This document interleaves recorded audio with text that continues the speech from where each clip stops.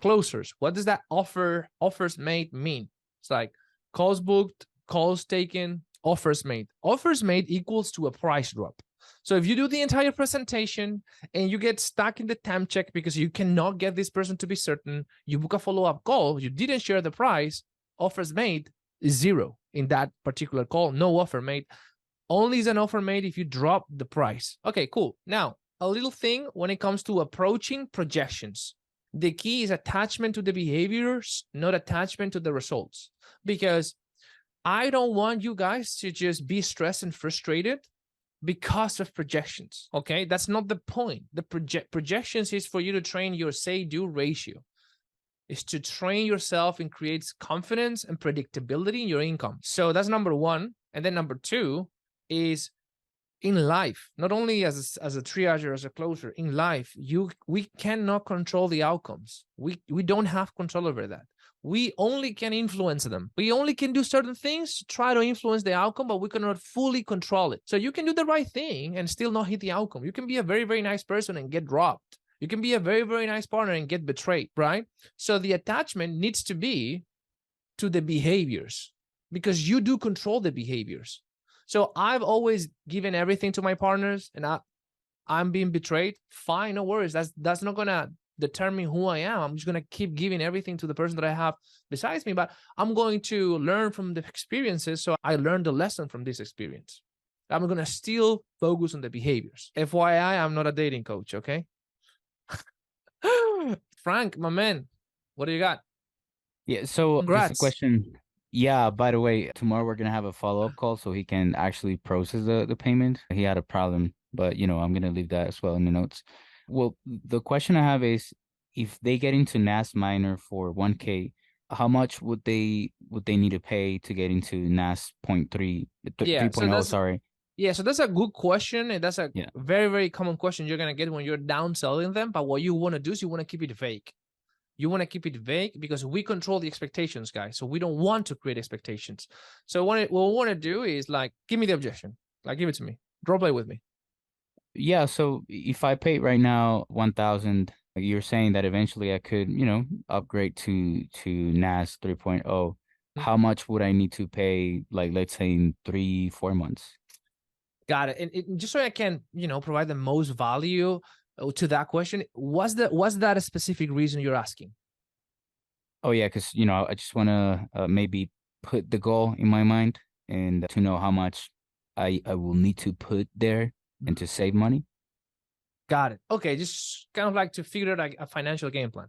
Yeah, right. Yeah, okay, that makes sense. No worries. Like it really depends on what you see once you're on the inside, because really my goal with NAS, getting you into my NAS minor, Frank, is really to build momentum and for you to really see and gain more clarity on whether this is the vehicle for you, which I believe it is. But until we don't get that confirmation, next steps are kind of like irrelevant. So what I would want you to do and focus on is go through NAS minor, and we're gonna have a check-in call 30 days from now.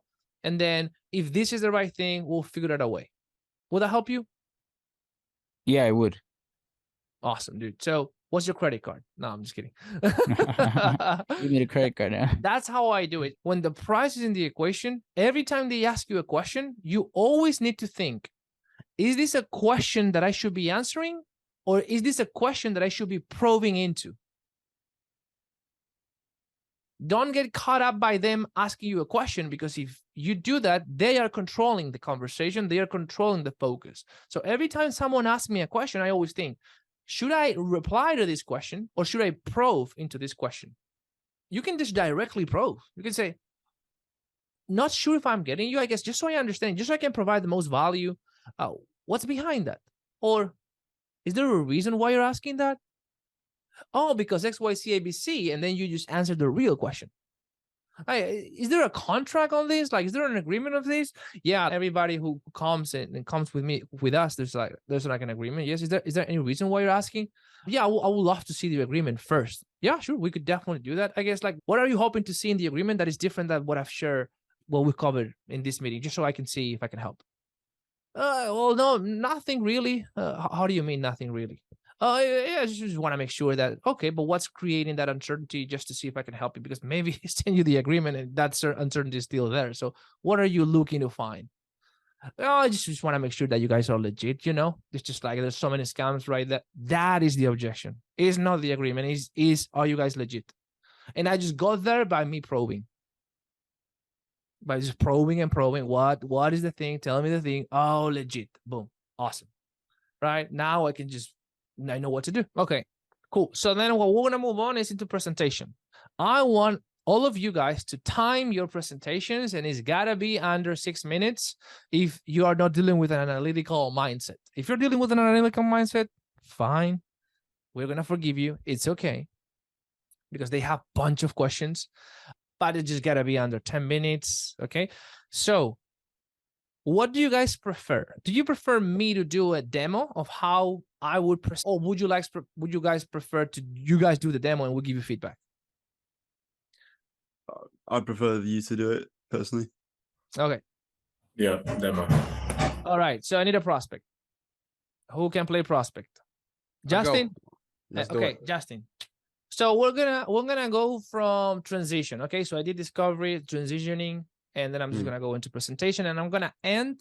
So the way we do presentation in RCS is a big promise pillars, conclusion and statement, tempo change, temperature check, and price drop, if I'm not mistaken. Okay, so I'm gonna end in tempo change. So I'm gonna do the conclusion statement, and then we're gonna stop the role play. Okay. Because that's the bridge from big promise to tempo change is what I call the bridge. And that's what needs to be very, very, very timed, like less than 10 minutes. So let's do it. Got you. So, well, first of all, Justin, thank you so much for sharing all of this with me. I know sometimes it can get a little bit personal, so I do appreciate that.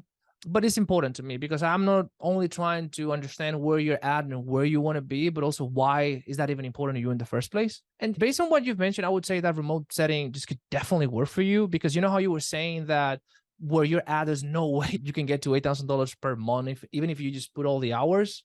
That's number one. And then number two, even if you could, you wouldn't have the time.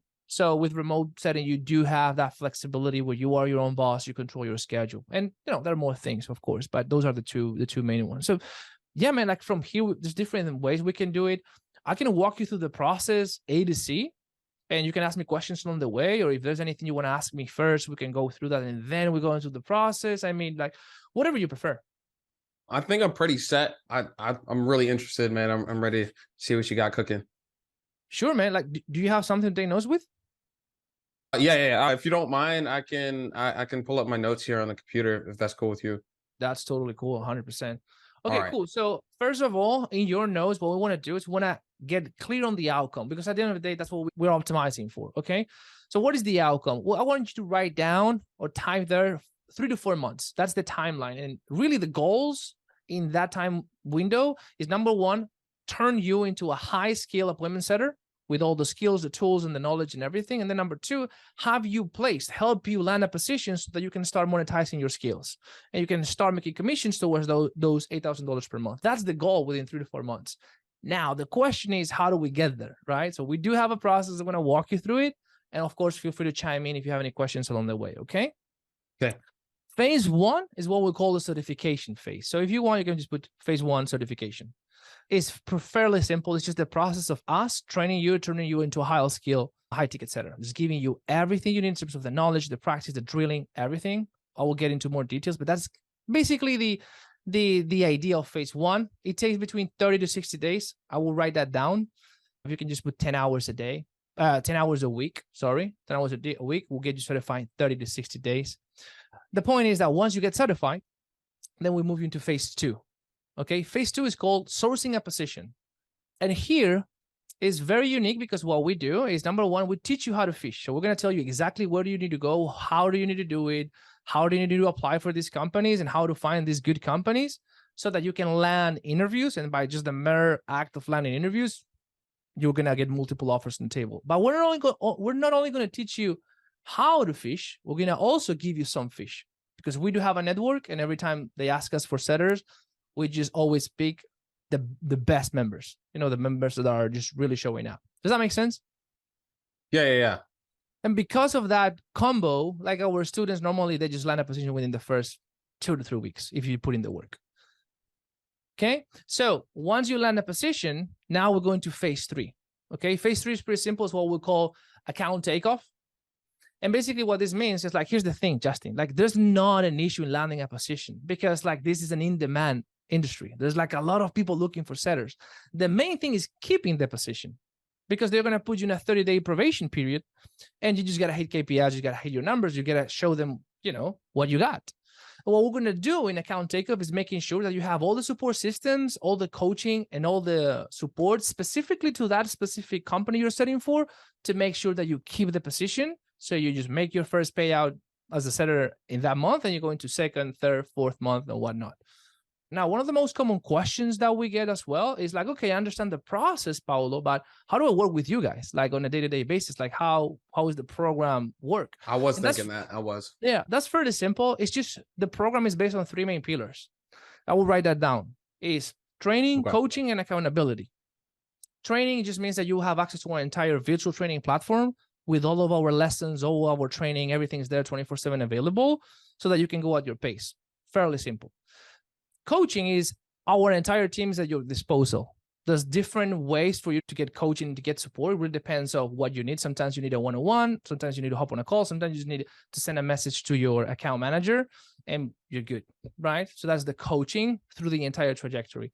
And number 3 is accountability, which is the biggest one, because even though we're just giving this buffet of support, we're still going to go to you and check in with you every single week to make sure you're not slacking and you're making every single week count.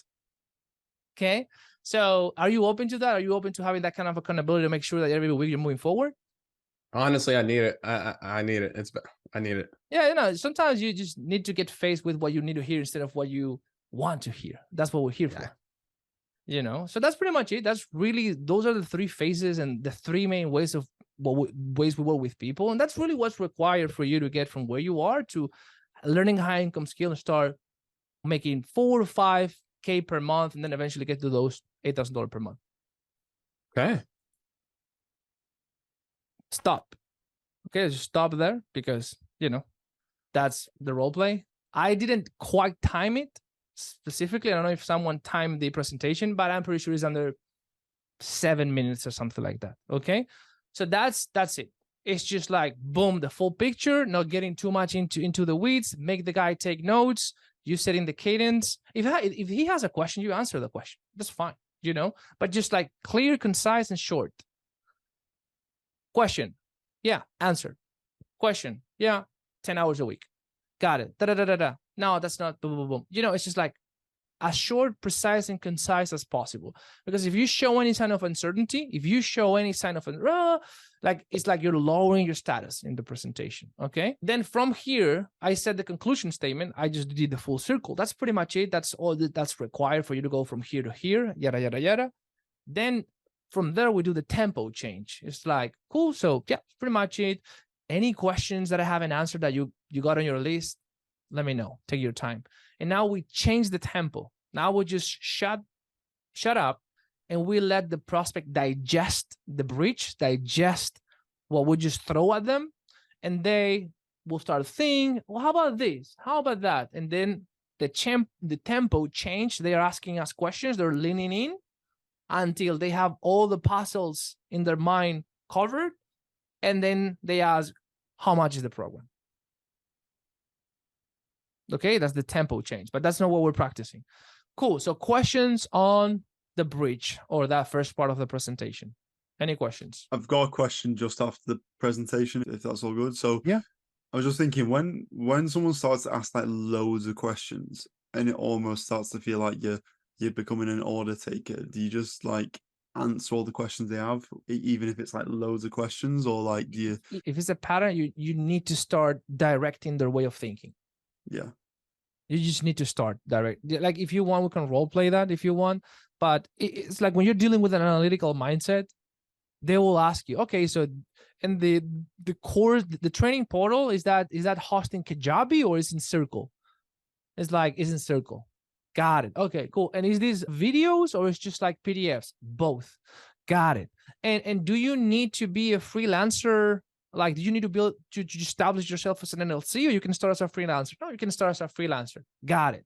And how are these companies going to measure you once you land a position? Yeah, honestly, that's a great question. But that's more that we're not there yet. Like we haven't created that problem yet. So let's just create that problem first, and then you will be taken care of. But it's a good question though. But right now, like to the purpose of getting the picture, I think it's going to distract you, Tom. So should we get into phase 2, or do you have any other questions? Yeah, right. Sweet. It's just like you're just directing them and saying, no, that question is irrelevant. It's just like it doesn't matter right now. So you need to do that. When you see a pattern, you're seeing that 1, 2, 3. It's like, okay, like does that matter if it's like a PDF or an MP4 train? It doesn't matter, dude. You know what I mean? So, but again, like it's just you just want to be short and concise, answer the questions, and as soon as you see that there's a pattern of questions that are not relevant, you need to call it out. Like, good question. That's a good question. We are not there yet. You know what I mean? You don't have 4 offers on the table, but that's definitely something we can cover down the line. When it comes to what I just covered in terms of phase 1 and the basic understanding of what that is, like, any questions on that? No, that's fairly simple. Okay, great. So phase number 2, boom. They try to get in the weeds, you just bring them back up. Because like if you just go in the weeds with them, guess what you are creating, what you're inducing? Guess what? Tell me what it is. You know that. You're just on the same level. What are we creating? What are we opening the door for? Doubt. Hey, Tom, thank you so much. You give me a lot of information, so I have to process it. I have to process all of this. You gave me a lot of information. I have to process it. I have to think about it. You are creating to think about it, okay? If someone tells you in a call, no, it's pretty simple. Take it as a win. Take it as a compliment. Because that's what we want. We want them to have the perception of something simple. Because there's a saying, a confused mind is not gonna what? Make a decision.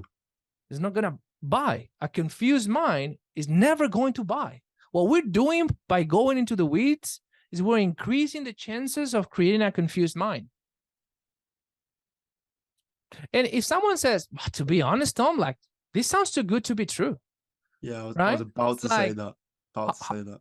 How do you mean? There's different ways to say that, but you can just start with probing. It's like, how do you mean too good to be true? Yeah, this seems too simple. It's like, it is simple. Like, it's simple. Like, getting in shape is too complex. No, it's simple, right? You just go to the gym, you don't eat shit, and that's pretty much it. Now, it's not easy. So I will take it as a compliment. What other questions do you have? Yeah, there's a Jeremy Manor one that resonates with me. I know there's different ways to do it, but he goes, well, I can make it harder if you want. Do you know what I mean? Do you want us to make it harder for you? I mean, yeah. Yeah. Or the other one as well is like, sounds too good to be true. It's like, how do you mean sounds too good to be true? Like, nobody's coming to you with a break of 20K. You still need to just role play, learn the skill, do the interview. You gotta do the work. Like, no one is just bringing you the opportunities in the front of your door. Like, it requires work. What part of that you see that is effortless? No, I'm not saying this is effortless, but it's pretty simple. It's like, oh, okay, thank you. I'll take it as a compliment because like we've refined this process. So we make that to avoid overwhelm. So thank you. What other questions do you have? That's it. It's good. It's good that it's simple, that they see that as simple. Cool. Awesome. Who wants to do the breach? I'll be honest, like, so I'm used to sharing my screen, so I do need to watch over this recording and like really just go over it because I'll just be waffling. Yeah, and I'm not saying that you shouldn't share your screen. That's definitely a good supportive visual, but you need to master the without screen presentation. So you know you don't need a screen to just drop a presentation, and then once you have that mastered, you can always add spices to the dish and make it better. I can go if you want. Let's do it. Who's the prospect? I need a prospect. Oh, okay. I'll be a prospect. Okay. Tom, prospect. Okay. All right. Let's do it. Let's just go from the transition. Okay. Just hide this. Okay. So Tom, based on what you told me, these could actually work for you. You mentioned, being or feeling stuck, right? From working at this job in McDonald's for the last 6 years, right? Now with the appointment setting, you can actually start enjoying a little bit more freedom as far as time, location, and as well some financial freedom as well. Now, decent closers right now, I'm not even talking about the best ones. They're not making less than 2 to 4K per month. So from here, I don't know if you have any more questions, or we can jump into what the process looks like, or you can also ask me questions along the way if you want. Let's go for it. I'm no questions from me. All right, cool. Do you have something to take notes with? I don't know. Oh, well, okay. If you have any questions, you can always interrupt me. Okay. Sweet, perfect. All right, excellent. So pretty much it could take you 3 to 4 months in average. We recommend you set up 8 to 10 hours a week so we can, actually deliver, or you can go through the entire program in 3 to 4 months, right? If you have that time, that would be awesome.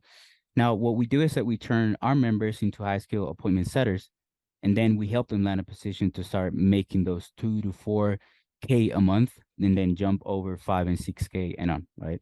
Now, the question here is, how do we do that, right? I'm going to be breaking down for you our 3-phase process. If you have any questions, again, you can always, raise your hand and let me know, all right? Now, the first phase is called certification. This one can take you 30 to 60 days. Since it is self-paced, it can take you a little bit less than that or a little bit more than that. Of course, everyone has their own availability, but we're looking at, like I said, 8 to 10 hours a week, so you can actually meet that time. Now, we're going to teach you a detailed methodology that we developed that aligns with human behavior. So instead of doing the same that everyone else is doing, which is pushing for the sale, sounding salesy, and also, trying to convince people, what we do is that we lead prospects through introspection to solve a problem by themselves so that they book an appointment potentially and buy then your solution, or the solution that the company that you're working for is offering. We don't try to convince people, pretty much.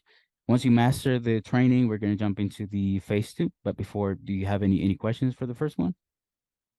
No questions. I think I'll get it at the end. All right, that sounds good. Now, the second phase is what we call landing a position. Now, the skill is acquired, right? Let's put it into work. Let's monetize it. This is a point where you're going to start pretty much looking for an opportunity. And of course, instead of you being out there lost and alone looking for a position among, let's say, trashy companies, because there are trashy companies, we will guide you so that you know how and where to search. And then we've also done recruiting, so we'll make sure that you are properly trained. On top of that, since we have a big network, whenever we get a request for an appointment setter, guess who are we going to send first, right? Our members. So we're going to teach you how to fish, but we also are going to bring you some fish as well. Do you have any questions for the second phase? No, all good. All right, let's jump into the third phase. So once you get hired, you're going to go from a newbie, right? From a new hire to a high skilled performer, right? We don't want you to be offboarded within the first 2 weeks. Instead, you will take advantage of our customized sales coaching, the personalized guidance for that specific company that you're going to be working for, so that again, you can stand out and keep the position. Now, do you have any questions for that last phase? That's fine. All good. All right, pretty good. Now, how do we deliver all of this? We do it in 3 main pillars. If you want, you can, also, I don't know, just ask me any questions along the way. The 3 main pillars are training, coaching, and accountability. The training is pretty much you get access to the learning platform. There you're going to find the training videos, the step-by-step frameworks, scripts, and everything you need to know so that you are a master of all of the 3 previous phases.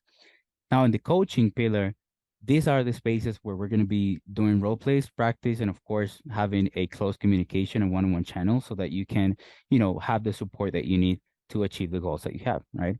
And now, talking about the goals, we also have a third pillar, which is called accountability. And for me personally, this is something I always preach and apply to my life, because in this pillar, we focus on a system that's going to make you accountable. And I want you to think back to when you were telling me, hey, sometimes I think I'm wasting my time on a daily basis. I just keep on scrolling on Instagram. So we're going to make sure that you are pretty much having a great say-do ratio, right? Things that you say that you're going to do versus what you actually do. This way, we assure that we are supporting you in this journey. And of course, you're making progress every week. That's how you go from where you are right now, from the lifestyle that you're living right now to becoming a high skill appointment setter. And of course, building your way up from 2 to 4K in the first and second months to eventually 5, 6K and beyond. Okay, stop there. Feedback for Frank. What do you guys got? In terms of myself, I don't know about anyone else, but I feel like could be a bit more simple. Apart from that, like the way you come across, really, really good. good authoritative figure, but it could be a bit more simple in terms of like buzzwords and the words you say. Okay, good. What else? Sorry, it's just certain pauses I feel just to sort of like break it down a little bit, so that every sentence you kind of stop a little bit and then move on to the next, so that it kind of they are actually processing it, sort of thing. So yeah. Okay, let me go before Guido. So first of all, the baseline, pretty good. I like it. The baseline, great job. Like the fundamentals of how your brain is structured, that's the way. So good. We gotta make it more conversational. We gotta make it more like we're having a conversation as opposed to like I'm vomiting information on top of you. And I'm guilty of this. Sometimes it's like, dude, I just want to be on point of my presentation, so I'm just like blah, blah, blah, blah, blah. Right? So, you know, it's just like slowing it down, just kind of like getting some agreements from them because you know how, does that make sense? You with me on that? You don't need to ask at the end of every phase if they have a question. You can just say, does that make sense? Yeah, it does. You with me on that?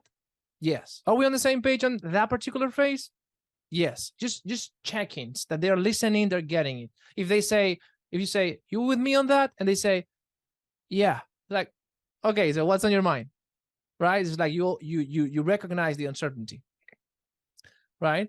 So I wouldn't say any questions on this, any questions on this, any questions. I would just mix it up a little bit with check-ins, right? And then that's it, just making it conversational. But that comes with practice and with owning your bridge. So like you don't have to be a robot and say it the exact way that I say it.